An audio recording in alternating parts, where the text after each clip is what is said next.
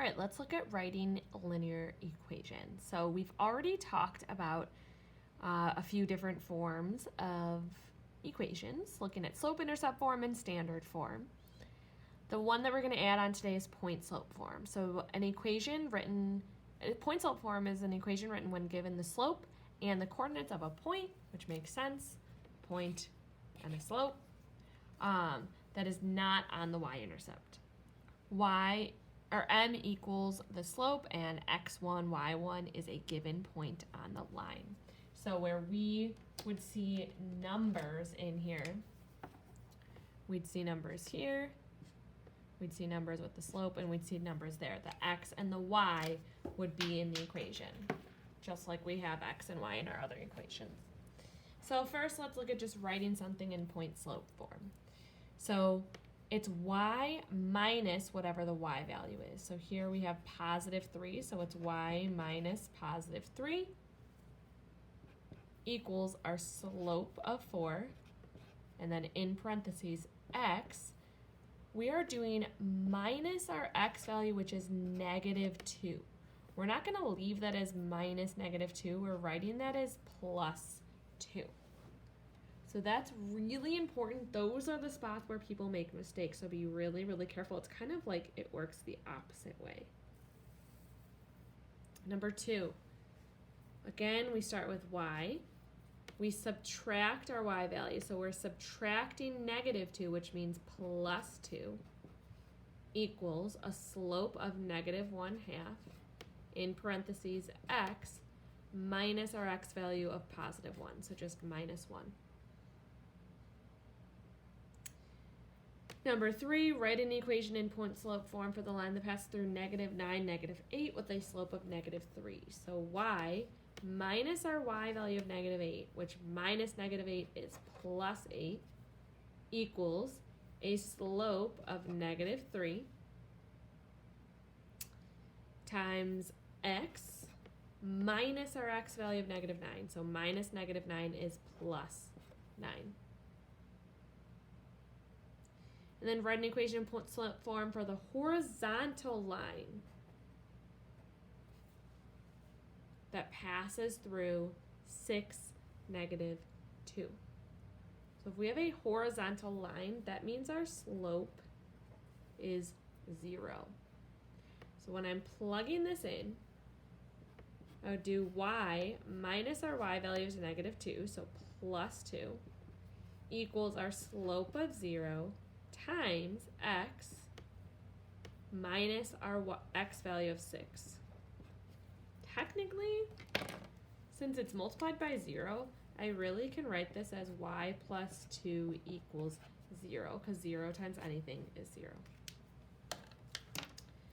Now let's look at the hard part, which is when we're converting between these different forms. So make sure you're looking up here and seeing what types of forms we're looking for. Really, most often we're going to ask you to convert to slope-intercept or to standard form. All right, so write the following equations in slope-intercept form. So we are looking to write it in y equals mx plus b, where we have values where m is and values where b is. So basically, I need to solve my equation for y. When I'm solving the equation, I need to get rid of parentheses first. So I'm going to distribute. 2 times x is 2x. 2 times -2 is -4. Bring down the y plus 6. Now I'm going to solve. I want y alone, so I'm going to subtract 6 from both sides. I cancel out. I'm left with y equals 2x. And be careful when you're doing this subtraction here. Very easy to forget with all those negatives. -4 minus 6 is -10.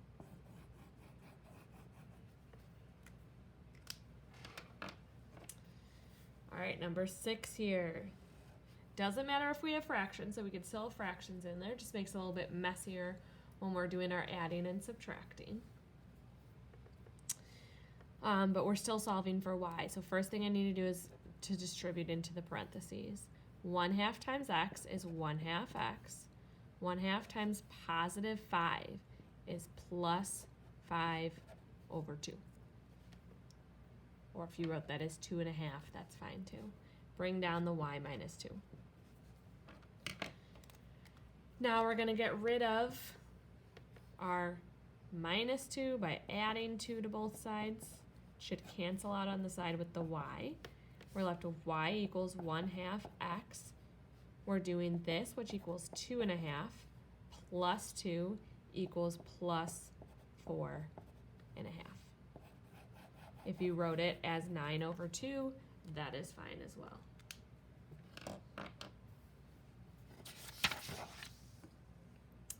All right, still here we are writing these in slope-intercept form. So y equals mx plus b, where we have numbers where the m and the b are. So, solving my equation, first thing I'm going to do is distribute. 1/2 times x is 1/2 x. 1/2 times negative 4 is negative 2. Bring down the y minus 7/2. Get rid of the minus 7/2 by adding 7/2 to both sides. Cancels out on that side. We get y equals 1/2 x.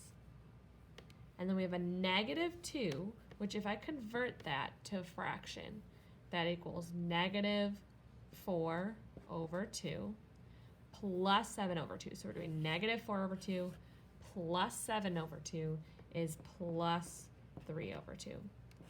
So if you leave it as 3 over 2, that's fine. If you convert it to 1.5, that's fine as well. And then one more where we're converting to slope-intercept. First thing I need to do is distribute. Be careful with our negatives. We're doing negative 2 times positive x, which is negative 2/3 x. Then we're doing negative 2/3 times negative 6. So negative 2 over 3 times negative 6 over 1. These divide by 3, so it's negative 2 times negative 2, which is positive 4. Bring down the y plus 3, and then we're solving by getting rid of the 3. So y is alone, negative 2/3 x. 4 minus 3 is plus 1. All right, the other way we're going to do it is writing them in standard form. These ones, in my opinion, are a little bit trickier because the rule that we have to remember is that our form is ax plus by equals c, where a needs to be positive or equal to 0, and they need to be integers. So we can't have fractions, we can't have decimals.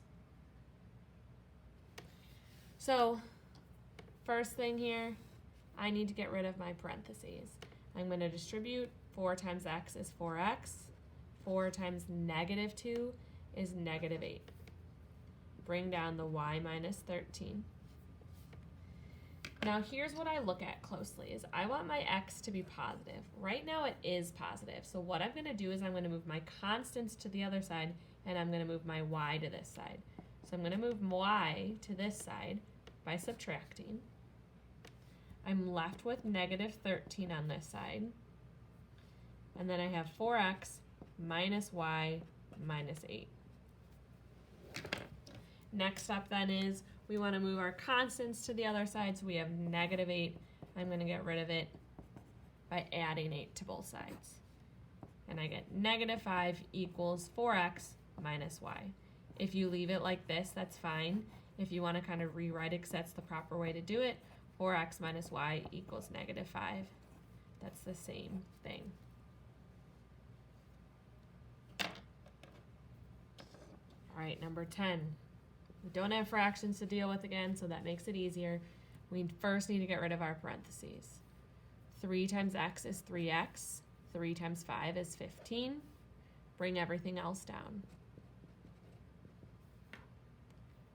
First thing I look at is I have my x is positive right now, so I'm going to keep that on that side, which means I need to move my y to the side with the x.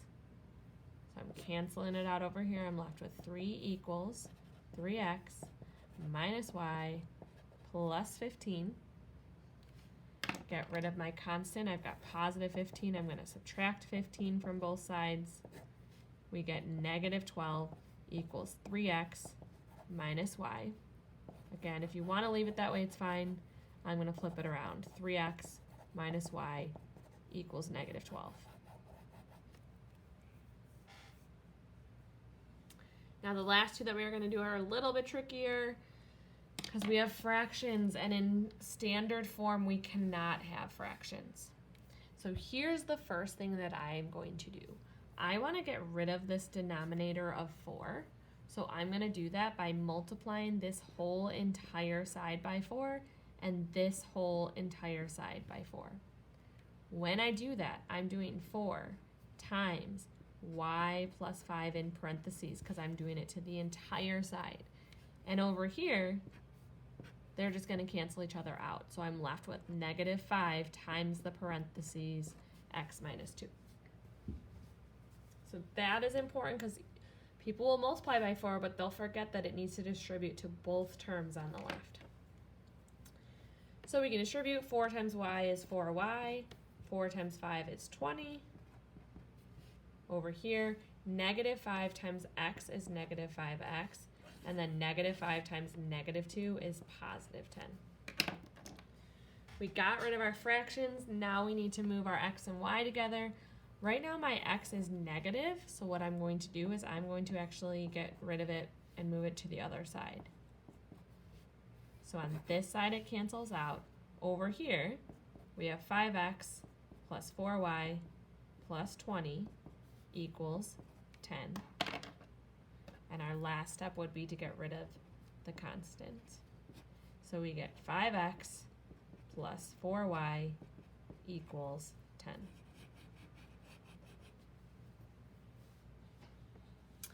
And one more like that. Again, we have to get rid of the fraction. I'm going to do that by just multiplying by that denominator so that those will cancel each other out. I'm multiplying this whole entire side by that denominator as well. So we have 6 times y minus 1 equals, we are left with 5 times x minus 4. Distribute 6 times y, and 6 times negative 1 is negative 6. 5 times x, and then 5 times negative 4 is negative 20. Right now my x is positive, so I'm going to move my y to that side. So subtract 6y from both sides. We're left with negative 6 equals 5x minus 6y minus 20. And the last thing would be to get rid of our constant, negative 20, by adding 20 to both sides. Cancels out on this side. Over here, negative 6 plus 20 is positive 14 equals 5x minus 6y. Can leave it like that or flip it around. 5x minus 6y equals 14.